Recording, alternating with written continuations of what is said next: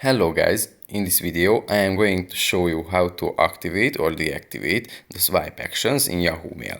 But first, I just want to mention, don't forget to subscribe to my channel because at 100,000 subscribers I am going to show you my whole YouTube revenue statistics and growth strategy and how to make money online.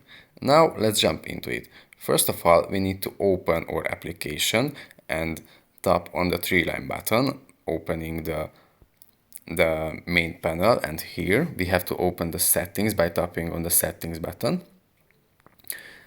On the messages list settings, the first button will open the swipe actions, and right now we can see the swipe right, it's activated. We can deactivate by tapping on the blue button, and the swipe left is deactivated. We can activate by tapping on the green button. That's pretty much for this video, guys. See you in the next one. Bye!